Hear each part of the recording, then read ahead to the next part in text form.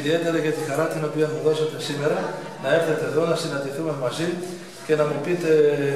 το τραγούδι αυτό για τον Λάζαρο, το οποίο είναι πάρα πολύ συγκινητικό